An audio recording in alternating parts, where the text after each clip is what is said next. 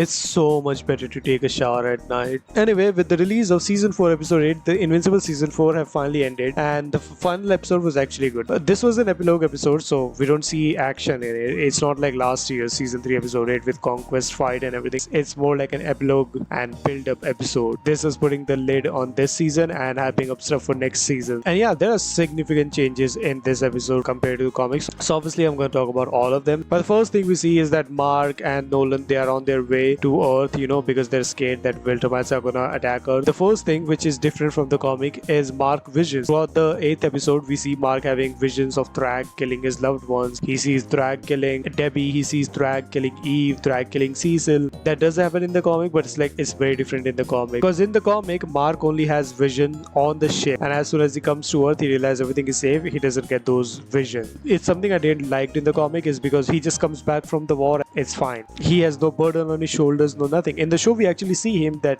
he's scared. He fucking blew up the Viltrum planet. Viltrum is gonna come here. There's gonna be consequences for his actions. I liked it very much how they handled post-war stuff in the show compared to the comic. Speaking of the death visions, in the comic, we see Mark getting vision on the ship where we see like this whole panel of all the superheroes on the Earth dying. All the guardians of the globe, they're getting killed by Viltrumites. Cecil is getting killed by Thrag. In the comic, Anissa kills Eve in Mark vision and not Thrag. Another thing they did better than the comic was Eve's abortion stuff. In the show, Mark comes back home and literally next night she tells Mark, what happened to her with the pregnancy, her abortion and all that. But in the comic, it actually takes some time. Like in the comic, she doesn't tell him what's going on and all that. It's only when Eve and Mark gets invited on a dinner by Immortal and Duplicate, that's when Eve confesses that, she had an abortion and all that, and they start crying, hugging each other, and that's the end of the plot line. That's also something I didn't like, because in the show, we actually see Mark blaming himself for him. He's actually very sad because he put Eve in such position. It's not like the comic where they just talked about the abortion and pregnancy stuff at night, and after that the show just doesn't focus on that. In the show, we see them like talking about the pregnancy and abortion stuff. They're hugging each other, they're crying, and even the next morning Mark is blaming himself. He's crying because he put his girlfriend through such conditions and all that. So yeah, the both war and Eve's abortion stuff, it was handled better in the show than in the comics. In the comics, they just throw it out the window, and in the show they actually take their time, show Mark actually struggling from both war and Eve pregnancy and abortion stuff. This whole episode is basically just Mark mental health going through it. Like he's not good up here. He actually asked Cecil for a fucking therapy. Another stuff which was handled better than the comic is Nolan and Debbie. I've been saying that for I think pretty much every video I made on Invincible. The Nolan and Debbie stuff is way more better in the show than the comics. It's also better in this episode. Now I can't really tell you how it's different from the comics because there will be pretty spoilers, but I'm just gonna say that Nolan and Debbie interaction post-war, which is what we see in this episode, Debbie is not as strict in the comics. There's definite development between Nolan and Debbie's relationship. Every time they talk to each other, it's very emotional, it's very heavy stuff, and the way it's being handled is so much good. One thing I didn't like about the Debbie plotline is her breakup with Paul. They went out of their way to make Paul an actual character in the show. In this episode, we find out Paul and Debbie broke up off screen months ago because apparently their worlds are different. Paul is just a normal guy, and Debbie, she hangs out with all these superheroes, and I never liked this whole off-screen breakup. We were never meant to be for each other kind of bullshit. Like, it's something you're gonna see in Spider-Man comic where Spider-Man is having the best relationship with some girl, but then next time he's had a breakup with her off-screen. I didn't like the way they ended Paul and Debbie's relationship. I feel like they could have done a better job with it. I mean, I knew it was gonna end, but I was expecting more attention because they went out of their way to give this relationship more attention than the comics. We also see some Cecil and Omni-Man interaction, which is also different from the comic. Again, Cecil, just like Debbie, he's way more rude to Omni-Man. He's like, do not come back here, this Earth, it's not for you. And he's like also angry because he's like, you put Earth in danger, you dumb bitch. Like, fucking 40 Viltrumites are coming here. This bum ass Cecil doesn't know that 37 Viltrumites are already living on Earth. Cecil and Omni-Man talk, it's also like really good. The way Omni-Man is being treated in the show is so much better,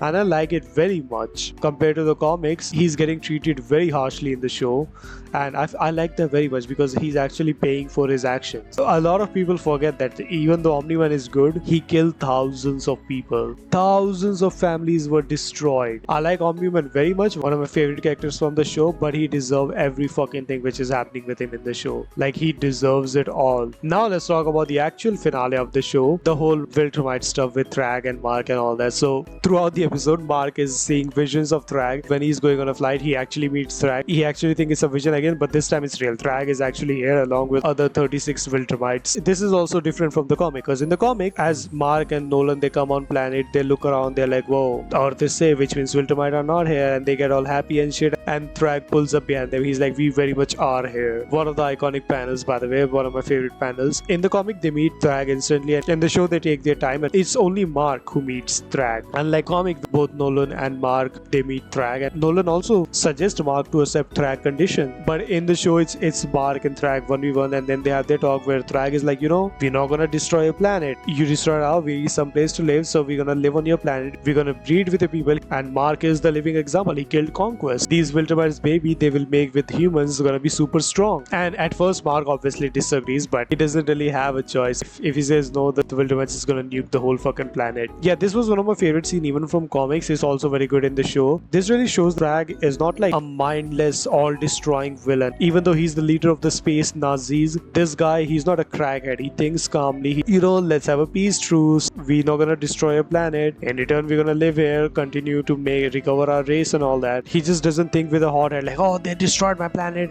I'm gonna destroy his planet. Like, and then we see like a scene of all the Viltrumites living on Earth. Fucking Steve Harvey, Lucan, Anissa, Krieg, all of them, they're living on Earth and they're Then we see a post-credit scene of Alan. He's the leader of the coalition and all that. He gets a final message from Thaddeus where the message says, the better version of Scourge virus is ready for you to use. Go ahead and nuke the fucking every Viltrumite of this universe. Now, I'm not gonna spoil much this stuff. This is a setup for an actually good plot line, and they're gonna cover that next season. So before I talk about the spoiler of the comics, overall, I really liked Invincible season 4. Yes, the animation was rough here and there, but the storytelling and everything, this was really good. Easily the best Invincible season. I would say season 1 was still better in terms of animation, but in terms of storytelling, characters and everything, season 4 was easily the best one we got so far. Easily one of my favorite show we got this year, and I'm so hyped for season 5, which we'll be getting next year. I just hope by that time they focus on animation a little bit more than they're doing. We can do way much better with the budgets we have. Now let's talk about comic spoiler and what we're gonna get in season 5. So yeah, show only, spoiler alert. If you read the comics, the whole Scourge virus is gonna lead to Alan trying to nuke the planet Earth and Mark getting the virus, and then we find out that Mark, Omni-Man, they all have the Argol bloodline, and they are the true emperors of Viltrumite. That means next season's gonna be dinosaur focused.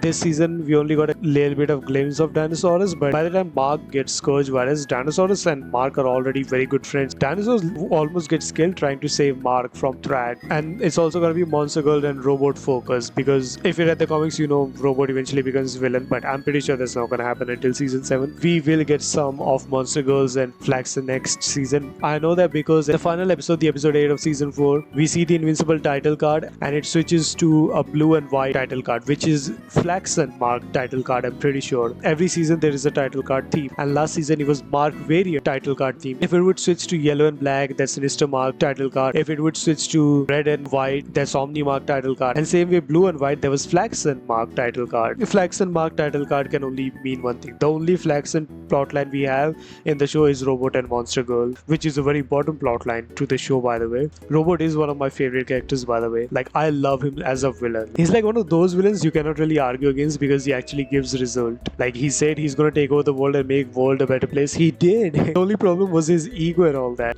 Robot ideas were good when they kept his brain alive even after defeating him, because they needed his ideas to make the world a better place. I think the Flaxen Mark title card, I'm pretty sure there was a foreshadowing to Robot and Monster Girl Flaxen plotline. I still think we won't get too deep into it. I still think their actual backstory and Robot being a villain, that's season 6, if not maybe season 7 stuff. But yeah, overall, very good season. Invincible season 4. I'm super hyped for season 5. I hope they can make it better. Yeah, just want to make a little video talking about season 4 finale of Invincible, and see ya.